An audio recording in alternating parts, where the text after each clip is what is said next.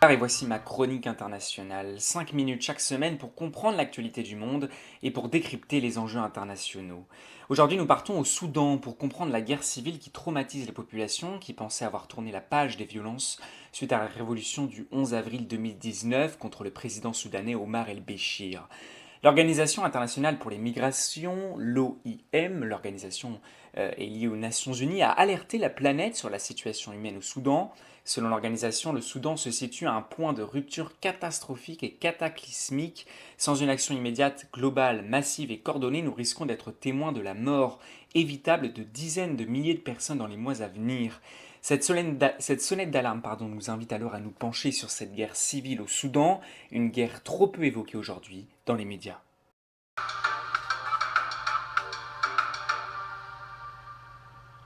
Revenons sur le contexte historique avant toute chose. Le militaire Omar el-Béchir gouverne le pays depuis 1989. Le 11 avril 2019, l'armée soudanaise prend le pouvoir suite à un coup d'État contre Omar el-Béchir. Ce coup d'État fait suite à 4 mois de manifestations populaires qui demandent la fin de ce régime brutal, vieux de 30 ans.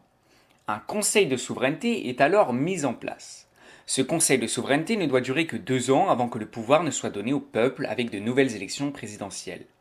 Deux généraux sont aux manettes de ce conseil de souveraineté. Le premier, c'est Al-Bourhan, qui est le président du conseil, et qui est épaulé par le second, le général Mohamed Hamdan Daglo, vice-président, qu'on surnomme alors Hemeti. Mais au terme de ces 2 ans de gouvernement de transition, la tentative de mise en place du gouvernement civil est mise en échec par l'armée. La junte menée par Al-Bourhan et Hemeti refuse de donner le pouvoir au gouvernement civil. Les deux généraux vont ensuite se diviser et se combattre puisqu'ils n'ont pas les mêmes intérêts. Chacun veut avoir la main mise sur les ressources du pays, notamment l'or et l'uranium.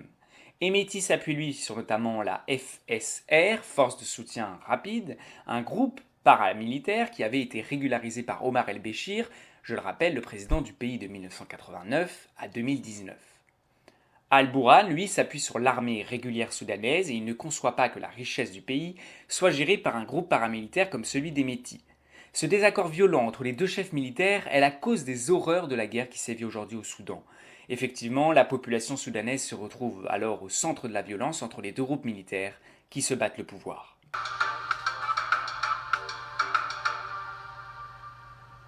Alors, où en est-on aujourd'hui? Le Soudan est divisé en deux parties. Le nord et l'est sont contrôlés par l'armée régulière d'Al-Bourhan, le sud et l'ouest par le FSR d'Hemeti. Les deux armées se combattent notamment dans la capitale, Khartoum, à l'est du pays, ainsi qu'à El Fasher, dans la région du Darfour, à l'ouest. Et c'est dans cette ville où les combats sont des plus violents. Les civils sont pris au piège dans ce dernier bastion de l'armée régulière soudanaise d'Al-Bourhan, puisque le reste de la région du Darfour est contrôlé par Hemeti. Les populations soudanaises, justement, elles sont prises donc en étau et sont victimes des plus grandes violences contre l'humanité.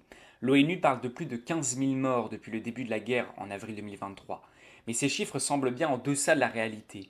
Les populations soudanaises sont également victimes de viols, de pillages ou encore de famine.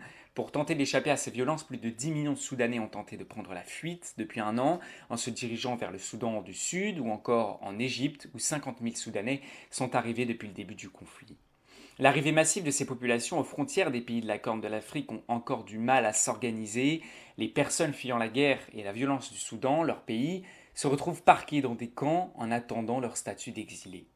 Alors si les deux groupes paramilitaires ne parviennent pas à trouver un accord, c'est aussi à cause d'une grande implication des puissances mondiales dans le conflit. En effet, le conflit entre les deux généraux est enlisé par les puissances étrangères. La Turquie, l'Iran, le Qatar, l'Égypte, l'Érythrée et l'Ukraine soutiennent l'armée régulière de Al-Bourhan. Les milices russes héritières de Wagner ainsi que les Émirats arabes unis soutiennent les paramilitaires d'Hemeti. Évidemment, si ces pays aident l'un ou l'autre des groupes militaires, c'est bien sûr pour des intérêts économiques, militaires et politiques. Par exemple, Moscou reçoit très régulièrement de l'or provenant directement des mines soudanaises contrôlées par Hemeti. Le Kremlin a aussi pour objectif de détenir le port de Port-Soudan, un port situé à l'est du Soudan, qui est évidemment un carrefour économique de la mer Rouge. L'Ukraine, elle, aide donc les groupes d'Al-Bourhan en échange d'un soutien militaire dans son conflit avec la Russie. Un soutien militaire donc se traduit par notamment l'envoi d'armes ou de soldats. Ainsi, la venue de toujours plus d'armes et de soldats au Soudan participe à l'escalade de la violence.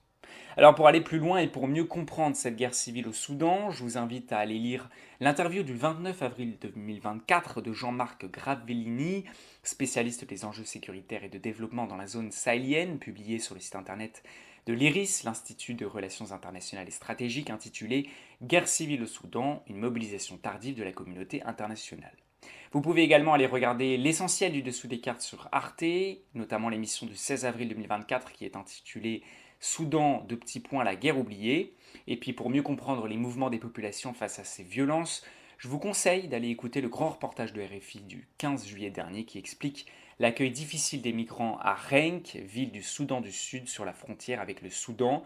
Ce reportage radiophonique s'intitule Soudan, la vie en suspens des réfugiés de Renk. C'était la chronique internationale, merci de l'avoir écouté et à bientôt.